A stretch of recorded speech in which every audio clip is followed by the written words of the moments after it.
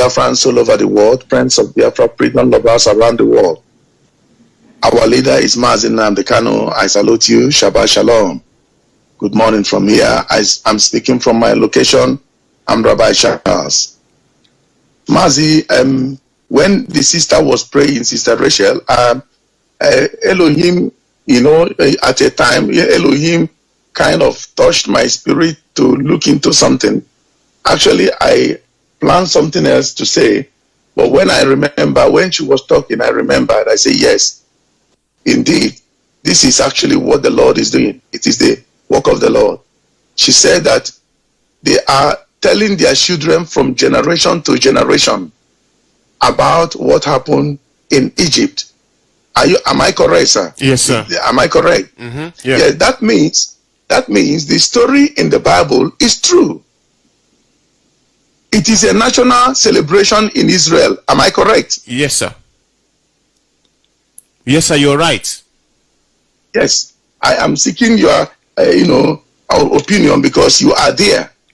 So that anyone listening to us from any part of the world, we know that this is not a makeup of Mazi Nnamdi Kanu or the makeup of a made-up story by Mazi Uche Obilo or a made-up story by Rabbi Charles speaking from his location all the time. It is not. This is a true story. The Bible history, Bible historian made us to know that this event indeed happened. It really, really happened. So on this note, I want us to look at the particular place where I'm going to draw the context from. I still title what I'm saying, the God of Wonders. It is a wonderful thing that is an act of wonder. Yes, let me put it this way. It is an act of wonder that the people that were in slavery for 430 years came out of it. All of a sudden, they came out of it. It took the miracle working hand of God to take Israel out of Egypt. If not, if God never done that, imagine the direction the world will be going at this particular point in time. There will be chaos in Egypt now, because they will fight the Egyptian to the last, and the thing we escalate to other African countries. But people don't know that it is God that avoided that chaos. And guess what God did? He planted them in the midst of their enemies. So anybody that come to tell me that Bible history is not true, I will tell the person, I think you are very, very insane. And anyone that comes to make it to look like a religious thing, I will tell the person you are beside yourself. You are not normal. It is not a religious thing. It is a reality. I hear people saying, take this thing away from the struggle. And I ask the person, the leader of this movement, who called him? Is it a president of one country that called him and sent him to go and deliver the people of Biafra? Who called him? Who sent him? So why all of a sudden, because you are involved, you said, let us not talk about God in this? You have a problem with God? Let us remove him from this struggle. Let us make it second. Elohim sent him. Nobody sent him. When we were sleeping, when we were in our state of reprobacy, Elohim sent him to warn the whole of Africa, to warn Biafra first, and to warn Africa about the pending danger coming to Africa. Before I continue, let me just reference Elohim and invite him once again in this place where I'm speaking from, to give me understanding and in-depth knowledge of what I'm about to say. Eternal Rock of Ages, King of Kings, Lord of Lords, omnipotent, omnipresent, omniscient God, the great I am that I am, the one who said that his name is Jehovah, I call upon your name this morning. I ask you to do that which no man can do. Give us understanding. Give us receptive heart to receive your word. Give us clear vision on what we're about to say. All this I ask in the name of your only son, Yeshua HaMashiach. I pray. He said. Mazi Obilo, I want to, I had planned to go to a certain place in the scripture, but I am not going to go there because of the development, because of the event. But I want to look into a certain place in the Holy Book. I think I'm going to take, I'm going to take this thing in a, because if I go to read all these things, there will be time will go against us. But we all know the scriptures most of the time, and and I believe that God will do the rest as I go into the scripture right now. In the book of Exodus, we are dealing with something that is beyond human being. How God came strong and delivered Israel out of Egypt. It is something that man cannot be able to think of. And God said in his word, he said through terror, God delivered Israel out of Egypt.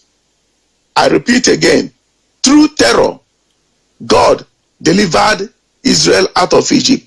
So what am I saying? God terrorized Egypt. God did not terrorize Egypt because he hated Africa. No. For those who we misinterpret this, he did not terrorize Egypt because he hated black race. It's not at all. It's not exactly what God did. Pharaoh, he was specifically dealing with Pharaoh, the man that held them down. All of a sudden, he changed the narrative. Remember, when Joseph interpreted the dream to the other Pharaoh that later died, that Pharaoh took out his ring, and placed it in Joseph's finger, and that ring matched. The ring was not oversized, and it wasn't smaller, but it fitted into the finger of Joseph. He took golden necklace and decorated him and made him ride on chariots, and he told people that this is the second in command in Egypt. He said, for the fact that Pharaoh tested Joseph to know his state of mind. He said, what can I do now? And Joseph told Pharaoh, he said, select a wise man. Select somebody who is wise, who can be able to run this thing that I reveal to you with place. Let him build storehouses, storerooms like barns of food, and let him store food for the period of 7 years in abundance. Because the level of famine that we hit, we consume those years in abundance. People will never believe that there was a time there was abundance in Egypt. And Pharaoh said, who else will I send that will understand this vision if not you that interpreted it? You see how God does his selection. Biafra is coming. And our leader was saying, now if Biafra comes, I will just leave and go and start doing something else. And the Biafrans will be saying, whom are you going to hand us over to? Whom are you going to hand us over to? I know it's going to be political election and this and that, but if you are not involved, we may not trust the person that will be coming. I am seeing Biafra already. So are you not going to come and do this thing? Let's test you for another 5. I don't know how it's going to work. Whether are we going to be using 4 years or 5 years per term, or 10 years per term? I don't know about that. Because I remember one man of God in Africa who was suggesting to the country where he originated from, that we shouldn't do it like the way all the world is doing their politics. To stop this, if you haven't read it, go and contact Archbishop Nicholas Duncan Williams of Ghana. He brought out this strategy, how Africa should run their state of government, different from what other Europeans or the rest of the world are doing. I read it and it made sense to me. So I don't know how long we're going to do it, how we're going to plan it and make it look different from what these people are doing. That looks like a joke. Like once you get into power, you begin to brutalize anyone that opposes you. You begin to kill those of opposition to secure your another 4 years term. If you can't kill them with this hunger, you kill them with terrorism. If you can't succeed with terrorism, you bring vaccination and kill them with anything you can think of. But I was sleeping, lying down last night. At the middle of the night, a call came to my phone, and that is where I was about to hit.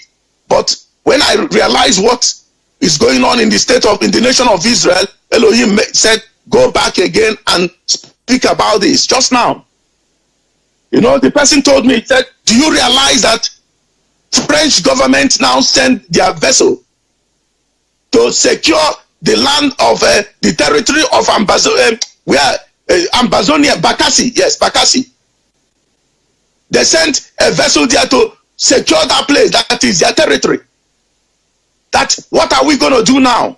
I told him to go and open the book of 2 Kings chapter 6 and read it. That is where the answer lies. The guy he said, "It's like you are waiting for me to ask you this question." He called me from a foreign country. He said, "What are we going to do now?" I said, "Go and look at the book of 2 Kings, chapter 6, verse 17. To be precise. When the servant of the prophet went to the prophet and said, "We are surrounded by the enemies. We are surrounded. We're not going to come out of this alive." And the prophet looked at him and said, he said, "Lord, please, I am not worried about the enemy surrounding us right now. I'm worried about this person that is is a member of this movement that is very worried." Now he began to pray a prayer for God to open the servant's eyes to see those that are with them. He did not worry about the enemy surrounding them. That for him, for the prophet, that it was those enemies are done deal. But he was worried about a comrade who is now worried, panicking.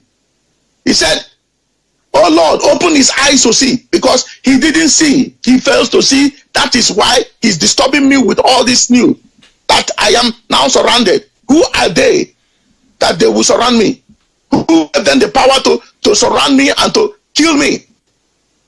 Where is this my God that I've been calling upon? And Elohim opened the servant's eyes.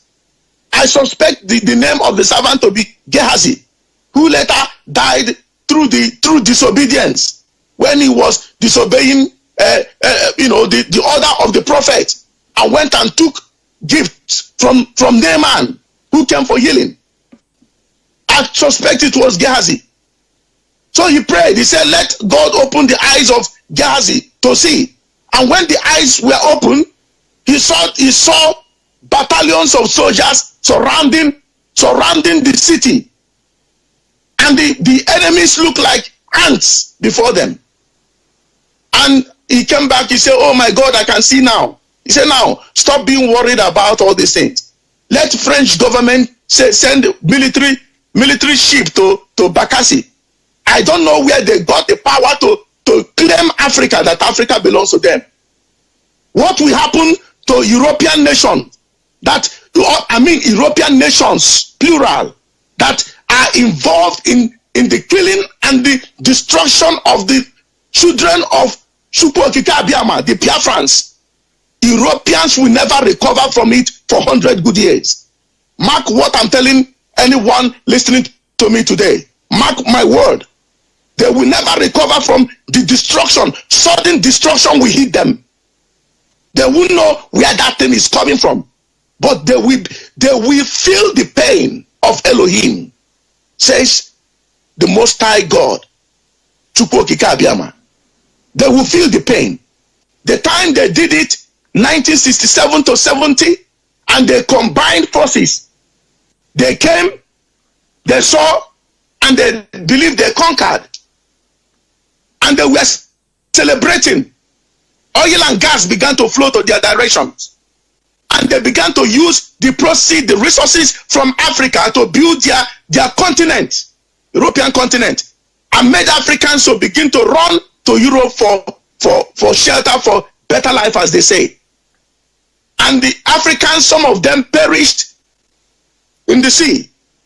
Some of them got drowned somewhere along Libya. Some died in the desert in an attempt to cross over.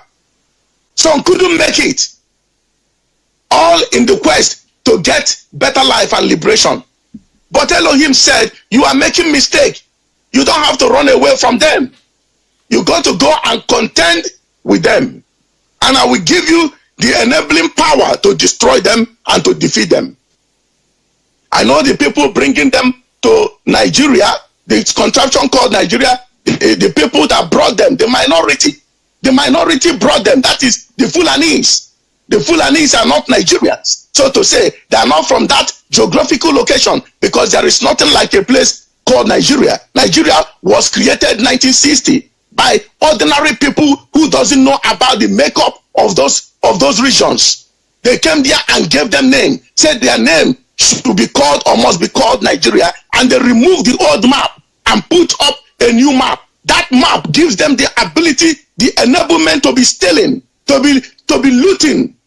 If they don't take the oil, the proceeds they sold and brought the money, they will induce some governors of the Fulanis. They will now bring that money back to Europe and put it in their banks. And the people of that regions will be dying of hunger. And the Europeans will come and make video and photograph and saying, let's help Africa because Africa is dying of poverty and hunger. This is the greatest deception of the century. That's what they're doing. Are we surprised about the death of the president of Tanzania who killed that man? Are we surprised? If you speak, they believe that the moment they kill somebody, they have gotten victory. Who told them that? Who told them? Did Yeshua feel God frightened of death? Moses knew what he was undertaking before he took the journey. Even the prophets of old, Elijah was haunted. Elijah was haunted by the authority. Yeshua HaMashiach was haunted even when he was a baby. They haunted him. He had to run to Egypt. God gave the wise men that came, money to take that money and hand it over to Joseph, the caretaker, so that he will have what it takes to go to Egypt. He will pay for his transport, pay for accommodation, pay for security, and pay for their feeding. He did that. That was the reason wise men came and gave him gold, frankincense, and myrrh. That was just for them to sell it and get the money and now undertake the journey. He said, stay there until I bring you word, because I'm going to kill those ones that are looking for his life. I will kill them. And Joseph didn't know the gravity of the assignment Elohim gave him. But I want to go back to the scripture quickly.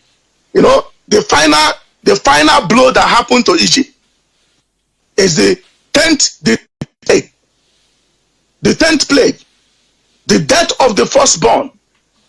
That is what the children of Israel are celebrating today in the state of Israel. The Passover. Passover means God said, I will pass over the land of Egypt. He said, I will read from Exodus chapter 11. And the Lord said to Moses from verse 1, I will bring one more plague on Pharaoh and on Egypt. Afterward, he will let you go from here. One more plague, only one more plague. That is wonder God was talking about. I have given you 9 plagues, but I have another one that is remaining. That one, Pharaoh cannot handle it. After that, he will tell you to leave. And if you go and read that Exodus chapter 11 down completely, you will see it written there. Time will fail me, but I will just paraphrase on it.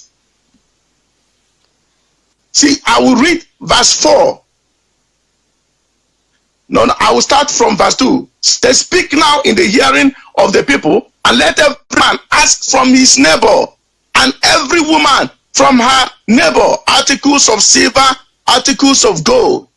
And the Lord gave the people favor in the sight of the Egyptians. Moreover, the man Moses was very great in the land of Egypt. He was regarded as a great man, as what our leader is doing. In the sight of Pharaoh's servants and in the sight of the people, even the zoo soldiers regard Mazi Nnamdi Kanu as a great man. Some of the politicians regards our leader as a great man. Even those in the Hausa tribe, they regard him as a great man. They wish to have somebody like him. Somebody that never compromised. Somebody who doesn't want to think about the sweetness of money. I know that some people have some resentment, some feelings. Oh, the way he speaks. Don't forget about the way he speaks. Listen to the content of the message. A messenger sometimes gets frustrated because people that he came to speak to are not listening, are not paying attention. So in order to get your attention, he can say, you are very foolish for not understanding me. And you say, are you insulting me? He's not insulting anybody. He's just telling you how frustrated he could be. He is, because you don't understand what you should have understood. So he gets a bit, upset with the situation.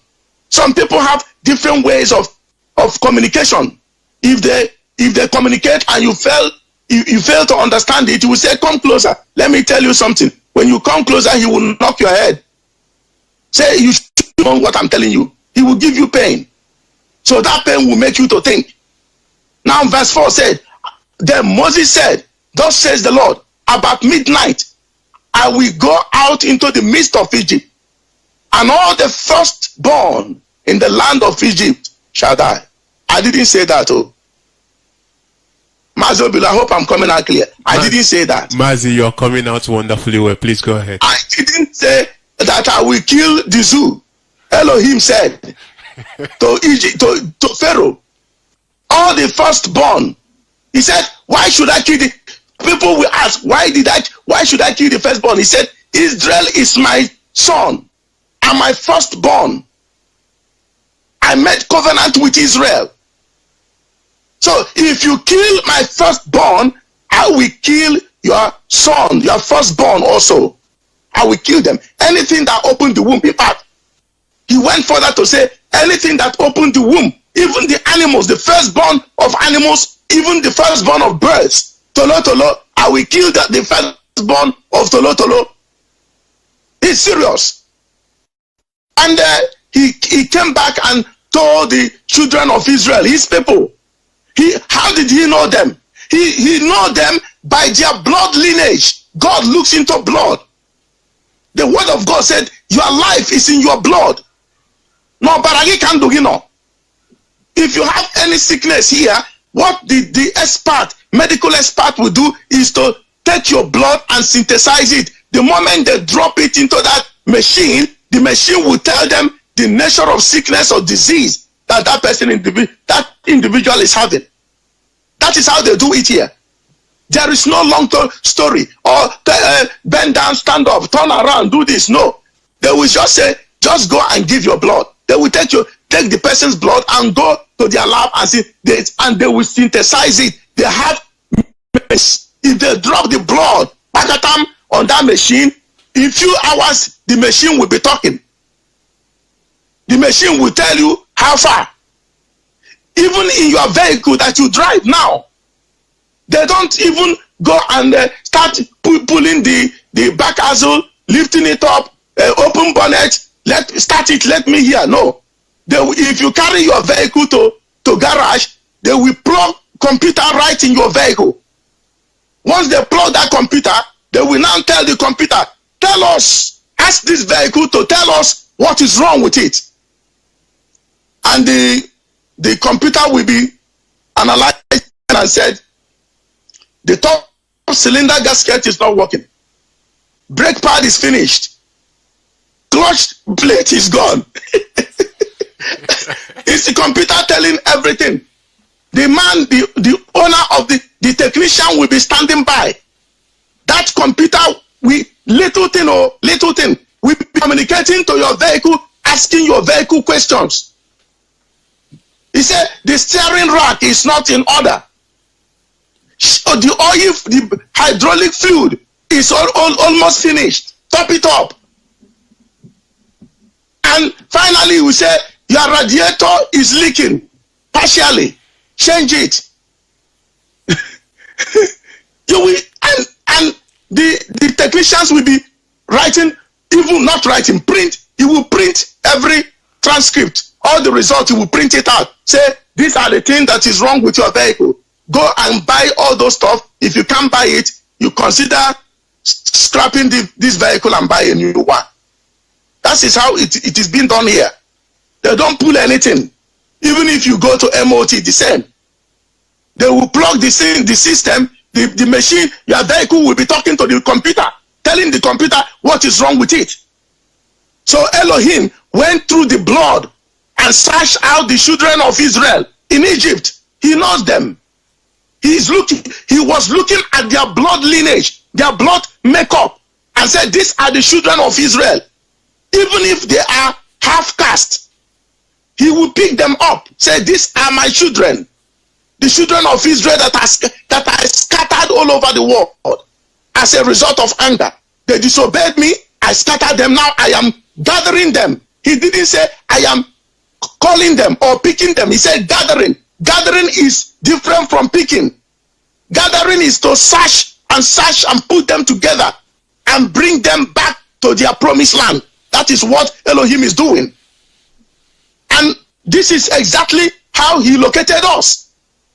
And the confusion is, why are we not light skin and curly hair and long hair and all those stuff? It is the geographical location where Elohim planted us that made us to be like this. And made us to sound different from the ones in the Middle East. But we are the children of Israel. We have the link. By their fruits you shall know them. By their inventive behavior, innovative mindset, building mindset. The people that build that contraption are Biafrans. And some of them are very hell bent to to Nigeria because of what they have, their investment. So they know that they are being oppressed. They know that they have been marginalized, and they are marginalizing them. They are seeing the killings, but they cannot talk because of their investment, because of their money. Look at the pastors in that contraption. They cannot talk because of their congregation, because they threaten them. If you speak against this regime, we will send simultaneous bombings in your congregation. And once we do that, nobody will come there anymore. They threaten them.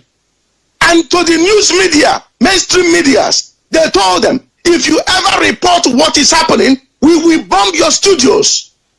We will destroy everything that you have labored for. We will take them out, and you will know that we mean business. So are you going to shut up or do what we tell you, or you want to talk? They say, no, please, I don't want to talk. Let me keep quiet. That's what they're doing. So a lot of people are screaming, oh, can't you see it? BBC. And BBC is there plenty or painting a different scenario.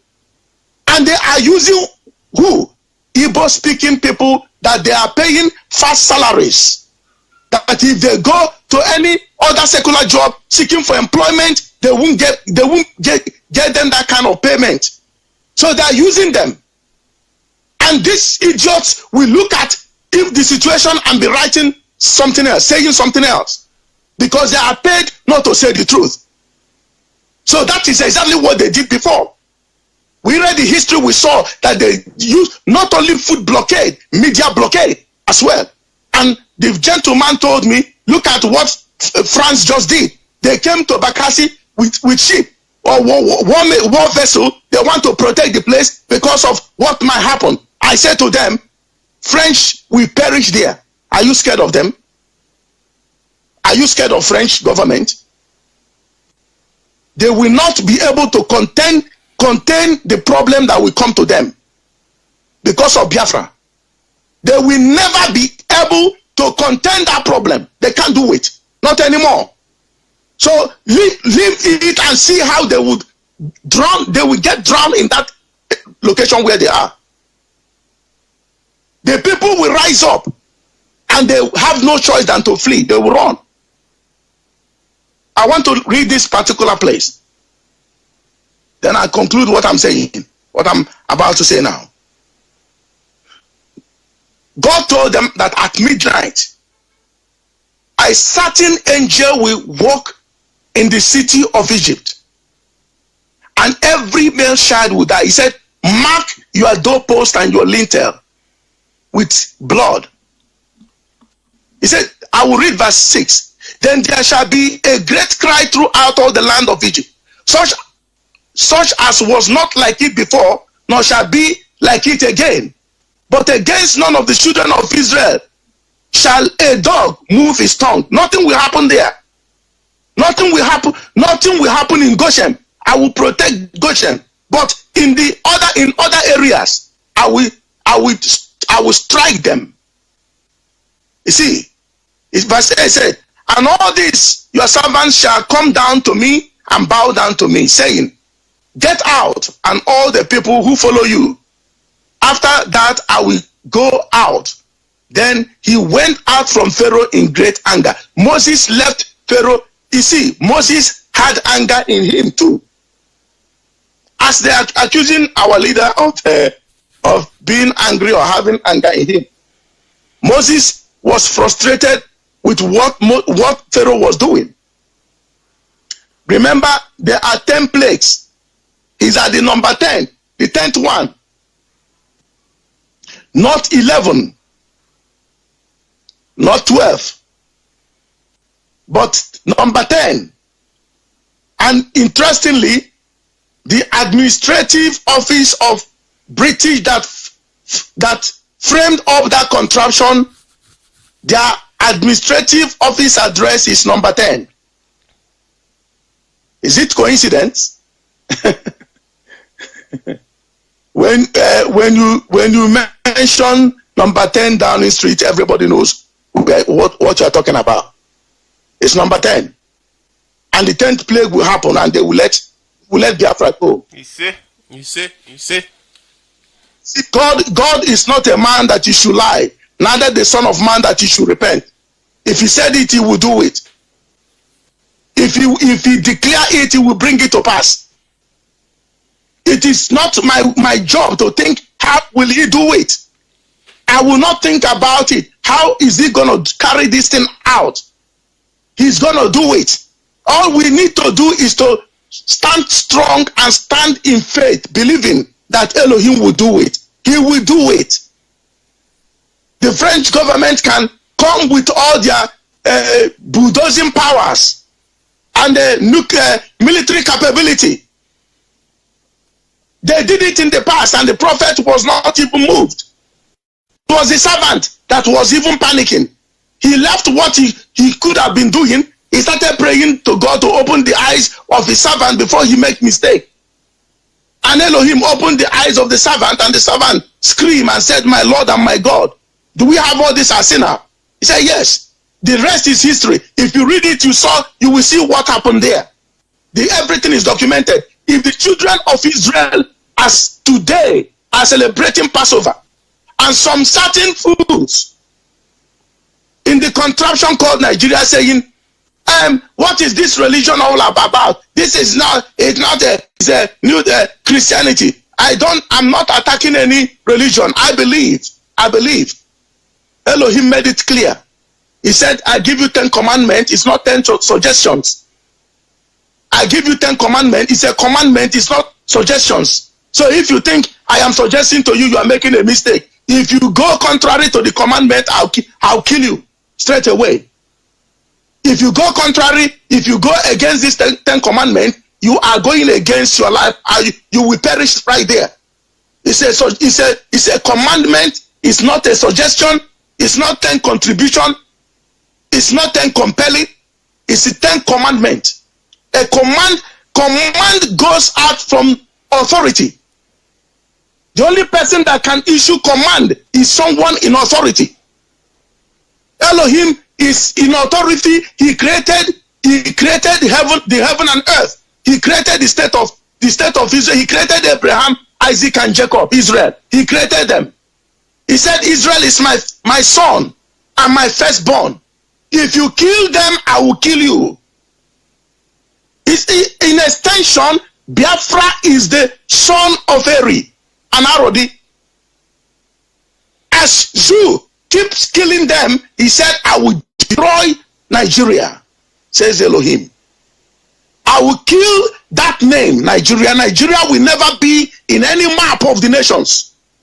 Nigeria will be removed from the nations in United Nations. In this United Nations we are looking at.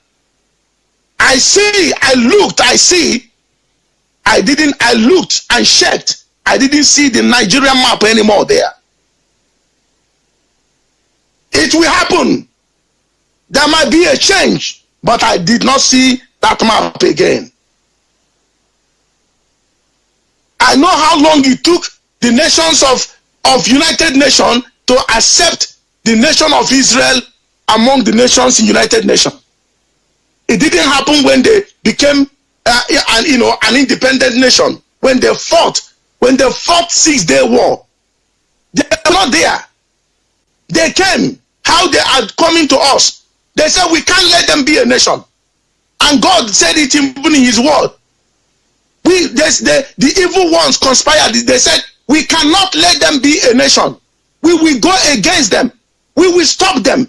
Are they not doing it today? Aren't we seeing scripture being fulfilled? Remember the former president of Iran, Mr. Ahmadinejad, who looked at Israel and said that Israel is a one-bomb nation. That the only thing they can do is to enrich uranium. And when they enrich uranium to a certain centrifuge, they will unleash it, guide it. They are working on it. And it has taken so many lives. They are scientists, they are dying. They don't know what is killing them. Unknown gunmen, I can say, was busy terminating them. Because if they allow them to get to that level, get that nuclear capability, they will send guided missiles to Abi. And the rest will be history. And Elohim is looking at them saying, you think I'm not seeing what you are doing? I'm looking at you. Go and hide it. 7-story building underground. I am there already. When you are digging that 7-story building, I was here already. I know the format that you are using. I know you are scientists. I know the people helping you from countries. I know them. I have their names. And I will take them out. Just like those ones holding Biafra down. They will go and recycle with some certain people within IPOB, and all of a sudden they start speaking with a different voice and tongue. And remember, the worst part of it, these guys were with IPOB and they were given fantastic position. All of them were given fantastic positions and they were being celebrated. And a little voice who saw what they were doing, what they were doing in the secret, came out and was screaming. And some group of people came on air saying, let us stone Rabbi. All the mad. All the wakoko bakagi isi. Keko si fuya. They never believed. Aren't you seeing those idiots insulting our leader openly now? What I see in what I see in the dark, if they put every light, you may not see it. And those ones are now, the BBC is granting interview to them, and they believe that they will come and undo what our leader is doing. I have said it before I joined the struggle. No matter what, I will never be upset with any. Nobody is above mistake. Moses even made mistake. Anything that our leader does or said, I will be upset with him. Never, never, never. I can get, like first shock, but I will not. I have reasons. Any day you meet me on one-on-one, I will tell you reasons why you shouldn't be upset. Let's focus on Biafra first. Let's look at the people killing us. Let us look at the people destroying our lives, saying that they can never live to see us becoming a nation. That is the greatest challenge, and Elohim wants to do it desperately. He needs men to do it. So if you hate me for what I'm saying, that is your business. It is your business. You can hate me to any level you want to hate me. But I'm telling every one of us the truth. I'm telling us the truth. Because these people are not going to, relent. If a strong hand didn't contend against them, they will never stop. I have never read in the history where Fulani, after conquering people, he said, well, we are tired of this conquering thing we are doing. Now we can let you go. We don't want to be conquering you anymore. We don't want you to be slaves. If that is the case, they would have done it to the Yorubas in Kwara State. They're still there today. They would have done it to the Hausas. Hausas are feeling it. They are speaking out. Hausas are most of them are very honest people. They are speaking out. The Middle Belt, the Benue State, they are killing them today. Have you seen them relenting, saying, we want to stop? What aren't they planning to assassinate the governor of Benue State, Governor Samuel Otom? They're planning to assassinate him. How many times haven't they mapped out plan how to assassinate most of the IPOB principal officers? Don't we know about that? Don't we know? I even stumbled into something that was published.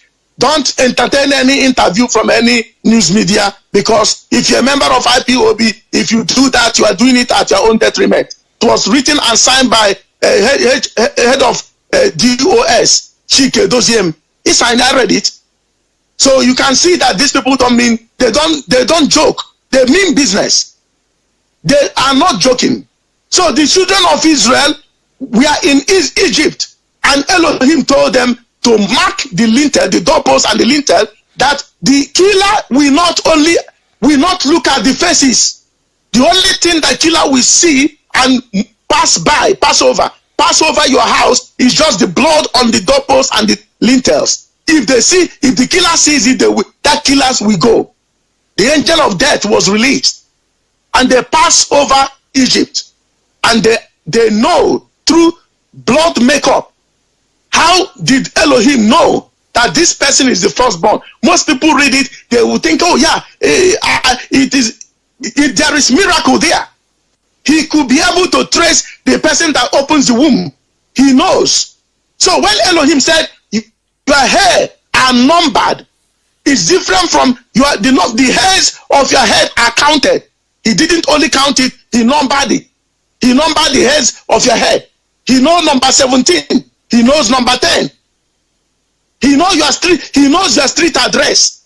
He knows the governmental office. He knows number 10 Downing Street. He knows them. He knows the parliament, EU parliament. He knows them. He knows the ICC's office. He knows them. Elohim knows. He knows the station office in New York. He knows them. He said, I will show you signs. I will show you wonders. After this thing, this one, Pharaoh can't handle it. You know what? He said, before then, go and ask them to give you gold. I once told our people, I said, we cannot leave the contraption empty-handed. I go to give me my scriptures. I no give me in the spirit. Oh, but I'm not going to akonobas we see about weapon. Igami he game. Consult or rabbi na direct. I will tell you what to do. Enwere ihe a na-ekwu na n'Igbo bụ ntị oshi. Ị na-agba ha okwu, they will look at you. They will look at you and look down on you. Say, who are you? Ijiego. Am I everything to ndi Igbo go? And when things that you don't know. And Elohim said, you won't go empty-handed unless you signed it. You shows it. Say, you know what? Give me Biafra. I am going empty-handed. As for me, I am not going empty-handed. Agagemaga baraka ga Biafra baraka. That is where we are right now. On this note, I am concluding that if you stand strong, stand firm, you will see the miracle, the wonder-working power of God. And those of us who contacted our brother Pastor Jack, I thank you. Those who gave him support, I thank you. Those who will still give him support, I thank you. But I have something for you. If you give Pastor Jack anything, give me a call. I will tell you what to do. Agwara m unu si na ihe ụsụ ji ka anụnụ bụ obere ọgbọhụrụ isi naanị. Anụnụ bere ọkwụrụ ọtọ mana ụsụ bere ọgbọhụrụ isi naanị. And ụsụ adịghị enwe blood hemorrhage on his brain because he's wired to be in that position. Ihe Mazi Nnamdi Kanu ji ka most of these noisemakers, all these noisemakers, Ona Elohim nyere a mandate. Amagom afugom already. Ama mi henji asu no na asụsụ Igbo kita. Afugomi already the mandate. Ya gwara ya mee. Ọ ma onye sendere ya no ya ka o ji ekwu okwu etu ahụ. Ọ bụrụ na mmadụ sendere ya, nwanne aga m agwa unu na mmadụ sendere ya. Onye kpọrọ ya oku a ya bịa mee ihe abụ Elohim. O mere gịnị? O equipiri ya through us and other ones that we join in the near future to do this thing, to bring this thing to conclusion. As for Nigeria, Nigeria will be destroyed completely. Those that are propelling Nigeria, all of them will go. If they don't get destroyed there, they will run off and go to exile, and they will never come back. I never read in the history where Idi Amin came back from Saudi Arabia. Idi Amin died and was buried in Saudi.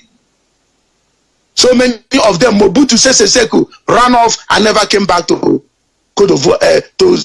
DRC, Zaire, former Zaire. He never came back. He never came back. He left and died there. So they won't come back. They will run. When the people stand up, they will run. So don't get this thing mixed up, saying this is about Onyendu and all this propaganda lies that are dishing out online. Onyibe talking, they never got paid. But one of them told me how much they were paying Onyibe. Onyibe is denying that he never got money, that nobody supported him, nobody knows where he lives, nobody knows how he's coming out preaching in the morning and in the evening. Onyibe forgot that many of us called him and said, how are you faring yourself? He lied to us. I contacted somebody, one of them who followed them into this. That person told me, who told you that Onyibe doesn't get paid? He gets paid. This is what he normally gets. And anytime you see him screaming, blah, blah, blah, you know that his money has arrived. He had received a lot. So a freedom fighter who gets moved by alert is not a freedom fighter. Is in football in those days in Lagos, they call them anywhere belly face. He's not a tactical footballer. Anywhere his stomach is facing, that is where he's going to shoot the ball into. He doesn't know how to dribble and navigate his way out of that position. If it's facing corner kick, he will shoot it there. Over the bar, boom, he will shoot it. Throwing, he will shoot it there. Because why? His stomach is facing there. Okay. Those who are compelled to do freedom fighting because of their stomach needs. You see them, when the thing is not coming, they will change position and start insulting that man. Onyara, you are nobody. You are insulting Biafra. If you insult Biafra, I will keep on insulting you. You guys are sick. Mazi Obilo, on this note, I pray that Elohim, they said a word is enough for a wise. Yes. I pray that Elohim will bless this word and activate this word in the minds of people. And everything that I declared concerning Biafra will come to pass. Biafra will come. Nigeria will be known. All Nigerian handlers, evil men and women who are killing people, who are destroying lives and properties, who are wired to hate people just because they are blessed people, all of them will be destroyed. One by one, they will perish. And those nations that are assisting them, helping them, equipping them militarily, those nations will be visited. Sudden destruction will hit them. Plague will hit them. Terrorism will hit them heavily. And they will feel it. Because if they feel it, they will know that the Most High God is interested in the affairs of Biafra. They will know. I am declaring it. So when it happens, they will know that a prophet came on air and said this thing, that it will happen to them. They will see plague upon plague. Natural disaster upon natural disaster. Terrorism, man-made terrorism.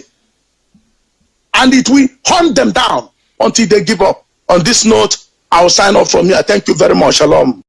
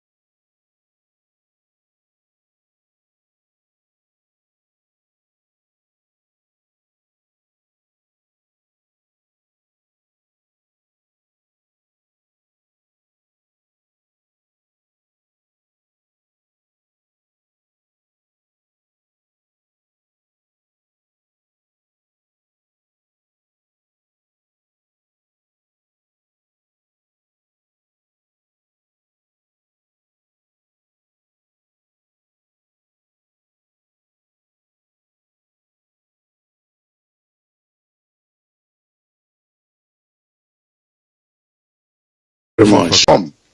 It is, I still title what I'm saying, the God of wonders. It is a wonderful thing that is an act of wonder. Yes, let me put it this way. It is an act of wonder